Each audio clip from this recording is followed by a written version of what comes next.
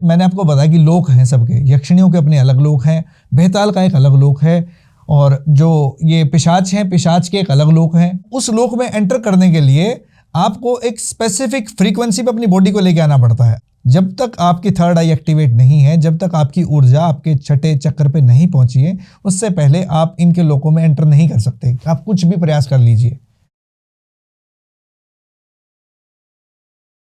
मैंने आपको बताया कि लोक हैं सबके, यक्षिणियों के अपने अलग लोक हैं, बेताल का एक अलग लोक है, और जो ये पिशाच हैं, पिशाच के एक अलग लोक हैं, ठीक है, देवताओं का एक अलग लोक है ना।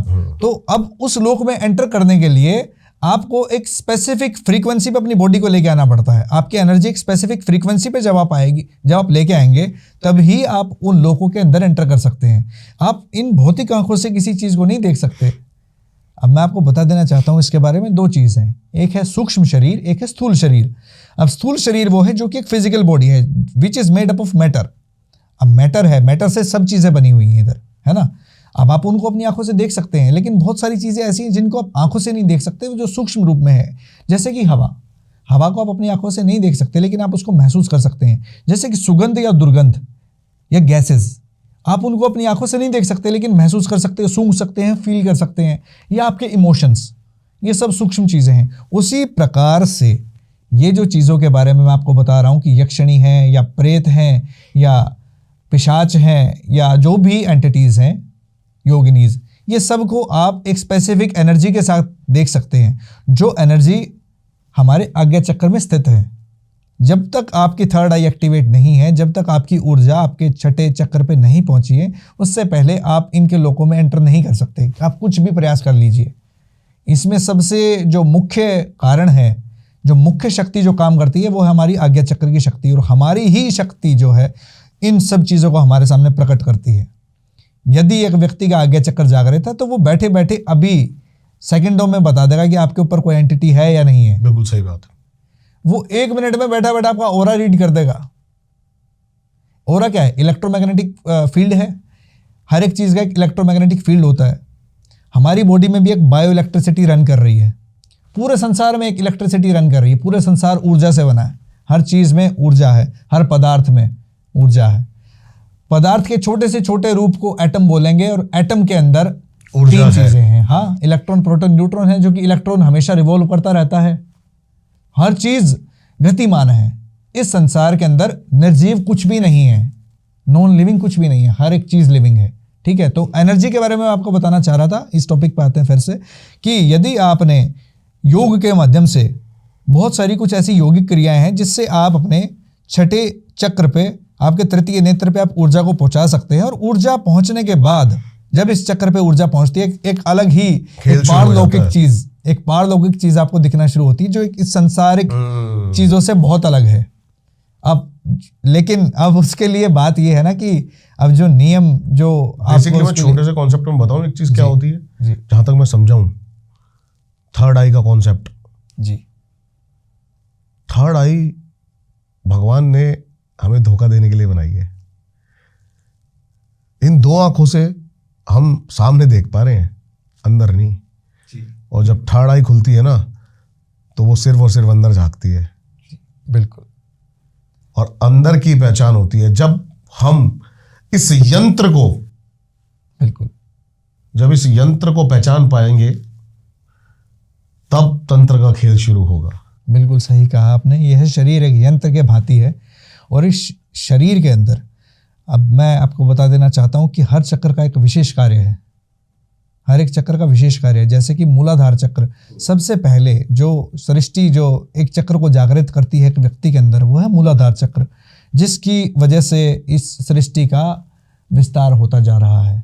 प्रकृति खुद स्टार्ट करती है मूलाधार चक्र व्यक्ति के अंदर। वो सबके अंदर ऑटोमेटिकली जनरेट होती रहती है। यस, वो होती इसलिए है क्योंकि प्रजनन शक्ति जो है वो हमारे मूलाधार चक्र से जुड़ी हुई है। मूलाधार और स्वादिष्ठान, मैक्सिमम लोग जो है मूलाधार और स्वादिष्ठान के अंदर जीते हैं, और शुरू से उनके जन्म से लेकर मृत्यु तक वो उन्हीं चक्रों के अंदर मर जाते हैं, शरीर छोड़ देते हैं।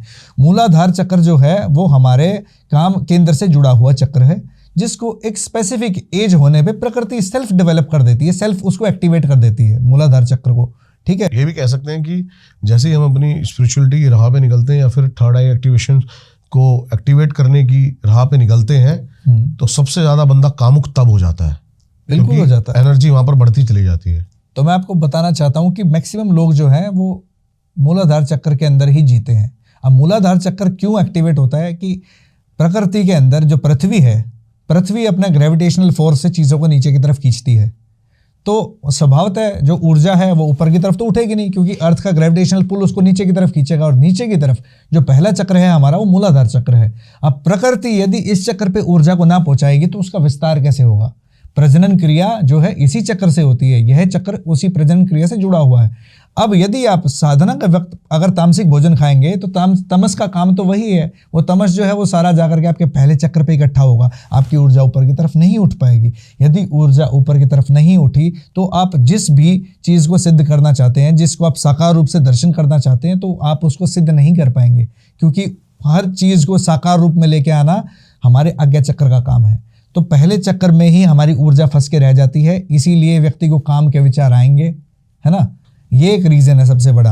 अब उसके बाद धीरे धीरे जैसे ऊर्जा ऊपर उठेगी फिर स्वादिष्ठान चक्र पे ऊर्जा आएगी, ठीक है। ये 2 चक्रास हैं जिस पे मैक्सिमम लोग जीते हैं। उसके बाद फिर आएगा मणिपुर चक्र आपका। अब मणिपुर चक्र जो है वो साहस का चक्र है।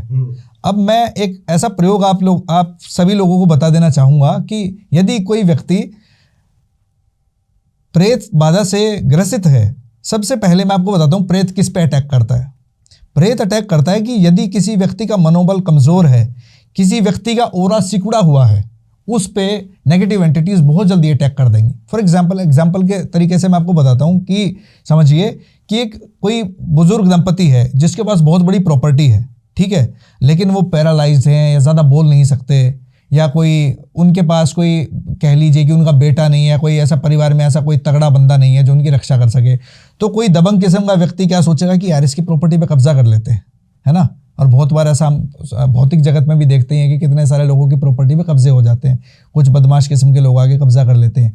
वैसे ही उसी तरीके से ये जो प्रेत हैं, बहुत सारे जो मनोबल जिन लोगों का कमज़ोर है, जो लोग शरीर से टारगेट करते हैं, यस एग्जैक्टली, वो ये देख लेते हैं कि इस व्यक्ति का ओरा बिल्कुल ही वीक है। प्रेत भी एक तरह का ओरा ही है, वो भी एक इलेक्ट्रोमैग्नेटिक फील्ड ही है, वो भी ओरा है एक तरह का। वो ओरा जो है अगर आप सामने वाले का ओरा वीक होगा तो उसके ऊपर वो अटैक कर देगा। बेसिकली ये तरीका है। तो मैं आपको बता देना चाहता हूं कि जिन लोगों का मणिपुर चक्र वीक है उन लोगों के ऊपर बहुत जल्दी नेगेटिव एंटिटीज अटैक कर देती हैं। अब उसको ठीक करने का एक तरीका है कि यदि कोई व्यक्ति डेली बेसिस पे अगर 5 मिनट के लिए कोई 5 से 10 किलो का कोई भारी चीज अपने नाभि के चक्कर के ऊपर, नाभि के ऊपर रख करके लेट जाए, 5-10 मिनट के लिए डेली लेटना उसको, तो क्या होगा, धीरे धीरे मणिपुर चक्र एक्टिवेट होगा और उससे उसका ओरा फैलना शुरू हो जाएगा। ये मैं आपको एक साइंटिफिक तरीका बता रहा हूं कि जो लोग कभी कभी ऐसे ग्रसित हो जाते हैं, उनको लगता है कि हमारे आसपास कोई चीज़ है, क्योंकि शुरुआत होती है ना जब, तो धीरे धीरे उनको ना ऐसा फील होना शुरू हो जाता है कभी कभी कि यार कोई चीज़ की आवाज़ आ जाती है उनको, कभी कभी उनको इंट्यूशंस आने शुरू हो जाते हैं नेगेटिव, ठीक है, कुछ गलत कार्य करने के लिए उनके दिमाग में विचार आने शुरू हो जाएंगे। तो ये इम्पैक्ट है, इस तरीके से वो अपना एहसास करवाती नेगेटिव चीज़ें। तो मैं बता देना चाहूँगा कि यदि मणिपुर चक्र पे थोड़ा सा काम किया जाए, उस पर एक भारी वस्तु, कोई 5 kg का कोई स्टोन, कोई जो समुद्र से जो नदी से जो राउंड वाले स्टोन्स निकलते हैं ना, अगर वो नाभि चक्र पे रख दिया जाए और 5 मिनट के लिए 10 मिनट के लिए व्यक्ति डेली लेट जाए आंख बंद करके सीधा, तो मणिपुर चक्र जो है वो थोड़ा सा अपना काम करना शुरू करेगा और उस व्यक्ति का ओरा फिर से बिल्ट होना शुरू हो जाएगा। तो ओरा सिकुड़ता कैसे है? ओरा सिकुड़ता ऐसे है कि जो लोग बहुत ज़्यादा डिप्रेस्ड होते हैं, आपने खास तौर पे ये चीज़ देखी होगी कि मैक्सिमम जो डिप्रेस्ड लोग होते हैं ना, वो गोस्ट एंटिटीज से पोजेस्ड होते हैं। नेगेटिव एंटिटीज अटैक ही उन पे करती है, क्योंकि वो मन से हारे हुए लोग हैं। इतने ज़्यादा वो हार जाते हैं कि एक तो उनका मनोबल वीक है, वो न जाने बेचारे किस किस परिस्थिति में फंस करके व्यक्ति अपने आप को इतना डिप्रेस्ड कर लेता है, और वही मौका होता है उन नेगेटिव एंटिटीज़ के पास कि ये व्यक्ति डिप्रेस्ड है, ये कमज़ोर है, उसी टाइम पे वो लोग उस पर अटैक कर देते हैं। बहुत सारे केसेस में महिलाओं पे ही ज़्यादातर इस तरह के अटैक होते हैं। बहुत सारी महिलाएं बेचारी पोजेस्ड हो जाती हैं। बहुत सारी महिलाएं ऐसी हैं जिन पे उनके ससुराल में कुछ ऐसे अत्याचार होते हैं, या उनका वैवाहिक जीवन इतना अच्छा नहीं होता, या उनको उन जीवन में फैसले नहीं ले पाती हैं, उनका हमेशा शोषण किया गया होता है, उनको दबाया गया होता है, सप्रेशन होता है उनकी लाइफ में। तो ऐसे केसेस में बहुत बार वो इतनी ज़्यादा नेगेटिव हो जाती हैं कि बहुत सारी नेगेटिविटी को वो अट्रैक्ट कर लेती हैं। अब नेचर का नियम है लॉ ऑफ अट्रैक्शन, आप जैसे हैं आप जैसा सोचते हैं, जैसे एनवायरनमेंट में आप रहते हैं, वैसी ही चीज़ों का आप अट्रैक्ट करते हैं। बिल्कुल सही बात। ठीक है, तो अब मैं बताऊंगा कि जो व्यक्ति इन चीज़ों से ग्रसित है तो वो ये क्रिया कर सकता है, उससे बहुत हद तक उनको हेल्प मिलेगी। और यदि फिर भी मैं बोलना चाहूँगा कि प्रभु की कृपा रही तो अगर कोई ऐसा व्यक्ति जो सच में बहुत ज़्यादा परेशान है तो मैं उसकी हेल्प कर सकता हूँ, किसी तरीके से मैं उसकी हेल्प कर सकता हूँ, उसको उन चीज़ों से निकाल सकते हैं। बिल्कुल। अब फिर चक्रों की बात अगर आए तो उसके बाद अनाहत चक्र। अनाहत का तो आपने नाम सुना होगा, जो अनहद नाद जो है, जो प्रभु का नाद ओंकार वाणी, वो है अनाहत चक्र, जो कि हमारा हृदय चक्र भी जिसको हम कहते हैं। हृदय चक्र पे जब ऊर्जा पहुंचती है तो उस व्यक्ति के अंदर अत्यंत प्रेम, अत्यंत विनम्र भाव, अत्यंत दया भाव उसके अंदर आ जाएगी। ठीक है, उसके बाद फिर ऊर्जा यदि अनाहत चक्र से उठ करके विशुद्धि चक्र पे आ जाए, जो हमारे कंठ में है, जहाँ सरस्वती मैया निवास करती हैं, तो यदि जिसका विशुद्धि चक्र जागृत हो गया वो व्यक्ति कवि बन सकता है, वो व्यक्ति सिंगर बन सकता है। उसकी आवाज़ के अंदर इतना प्रभाव होगा, इतनी प्रभावशाली आवाज़ उसकी होगी। आपने बोला वशीकरण, तो उस व्यक्ति का नेचुरल वशीकरण हो जाएगा कि जो नेचुरल वशीकरण की शक्ति उसके अंदर बिल्ट हो जाएगी। उसकी आवाज़ के अंदर एक ऐसा मधुर संगीत, एक ऐसा शक्ति उसके में विद्यमान हो जाएगी कि सामने वाला उसकी आवाज़ का फैन हो जाएगा एकदम। उसके बाद अब ये जो चक्र हैं, अब विशुद्धि के बाद भी जब मैंने बताया कि फिर इससे अगला चक्र आता है आज्ञा चक्र। ये चक्र जब जागृत हो जाता है तो व्यक्ति एक सांसारिक व्यक्ति नहीं है, फिर वो सुपर ह्यूमन है, फिर वो सुपर ह्यूमन की तरफ चल पड़ता है।